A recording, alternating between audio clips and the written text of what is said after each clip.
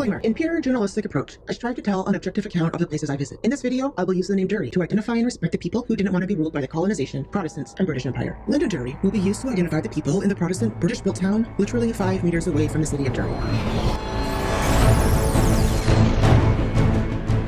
As we learned a couple of months ago, if you're a big empire overtaking a small region, you basically have 3 ways to do it. 1. Ethnic genocide. 2. Obliteration of culture, language, and religion, as what was happening in the Byzantine Empire in the Balkan area. 3. Acceptance of culture, religion, and ethnic diversity, and just proclaim yourself ruler of the area by establishing a tax on the system, which was pretty successful for the Roman Empire. When the British Empire attempted to colonize Ireland, they went down the obliteration of culture, language, and religion route. It didn't work so well for the Byzantine Empire, and they clearly didn't learn their lesson.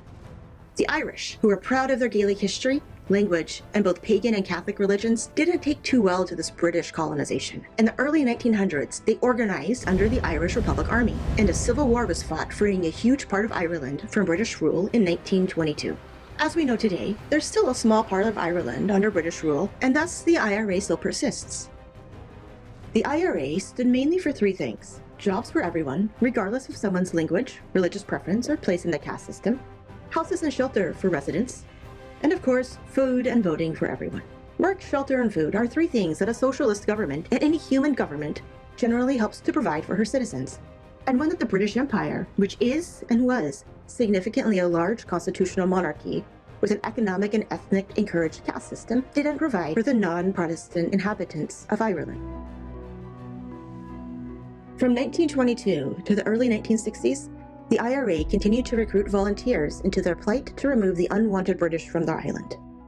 They tried to gain allies to help free North Ireland around the world, including asking Adolf Hitler for help.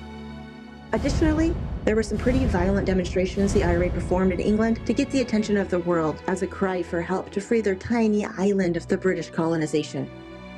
But no one seemed to care. In the 1960s, as civil rights movements were gaining media attention throughout the world, the IRA finally saw hope.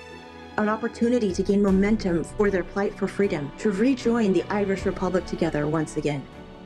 Those who didn't swear allegiance to the British Empire and who practiced Catholicism were denied services, voting rights, housing, job, and food, and this discrimination resulted in many youth-led, IRA-sponsored peaceful protests in Derry. On January 30th, 1972, the plight in North Ireland made front-cover news. Innocent, unarmed, peaceful protesters were gunned down by British troops. Of the 26 people that were shot, 13 died that day, one 6 months later succumbing to his injuries.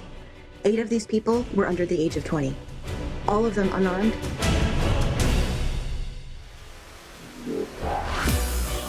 From 1998 to 2010, over 900 witnesses were interviewed as Prime Minister Blair allowed for an investigation into the situation. This £195 million investigation ruled that none of the people shot were causing disruption, and that the British troops operated under a command that should never have been given. At the reading of the investigation results, an emotional Prime Minister David Cameron deeply apologized for the circumstances that were presented without a shadow of a doubt. What happened on Bloody Sunday was both unjustified and unjustifiable. It was wrong.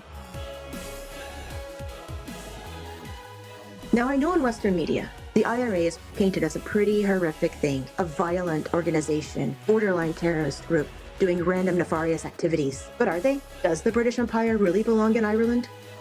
Or Canada? Or Australia? Or Afghanistan, Botswana, Belize, Ghana, Iraq, Jamaica, Kenya? Are any of these? With that, I'll let you make your own decision if you want to take sides in this heavily geopolitical war that's been ongoing for many centuries. I truly hope, though, that the future leads to fewer human lives being lost for the greed that governments and religion seem to cause on humankind. Join me next time as we continue to uncover the hidden stories and secrets in Planet E. Thanks for watching. Bye!